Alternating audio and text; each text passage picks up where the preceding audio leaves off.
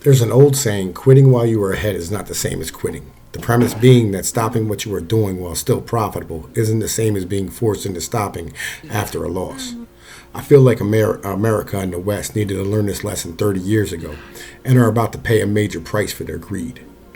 We have all known the gambler, sitting at a table raking in winnings, and as the deck turns cold, he continues to chase it until he gives it all back. Till he ends up borrowing from the house with the money he doesn't have and ending up penniless chasing that win. As a rational human being, if someone told you that the deck was going to turn while you were still winning, would you walk away? Most younger people would today. They've seen this enough to know that all things must come to an end. But the older generations in our country have never seen loss before. They don't believe it can even happen. The history of the West over the past 200 years has been a line straight upward in standard of living and technology. Why would anyone believe a ride like this could possibly end? How could it possibly end?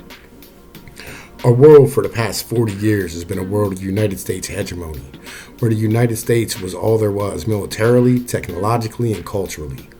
That world was in a world of perfect demographic moment, where the workforce of the world was in their prime earning years, saving for their retirements and consuming, fueling growth in technology and the standard of life that was unheard of before.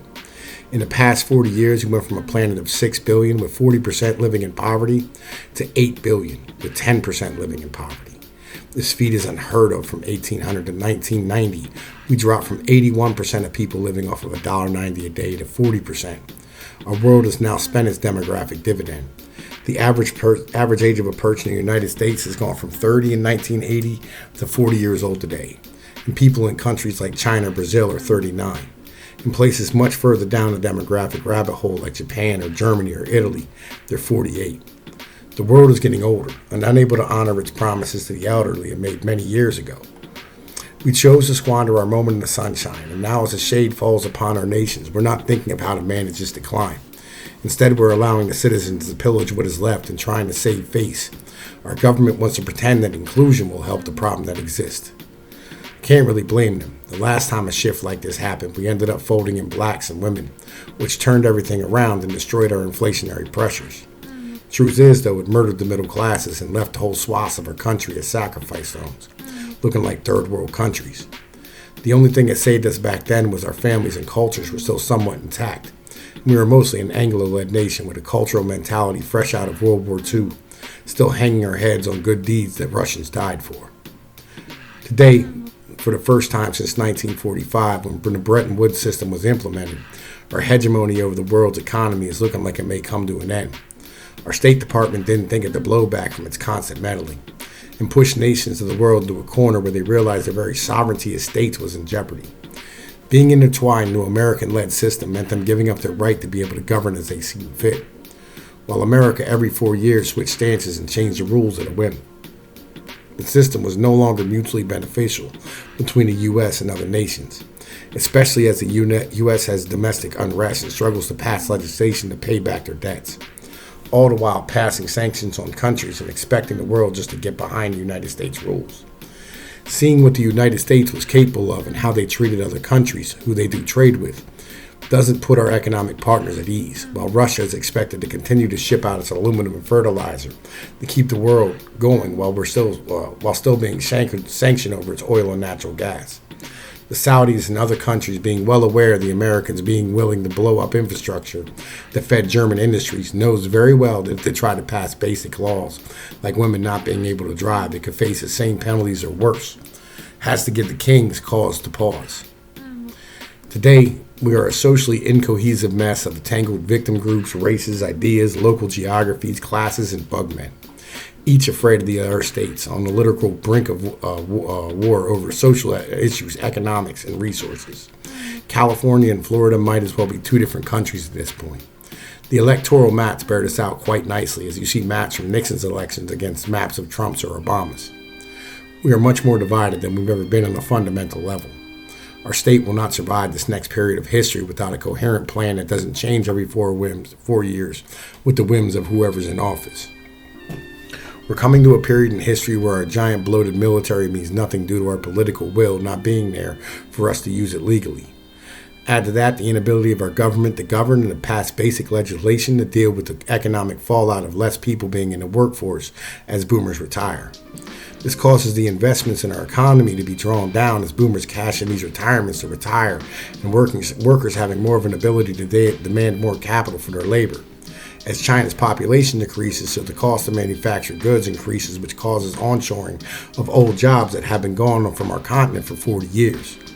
All of this adds up to one basic fact. People will have less stuff due to costs rising.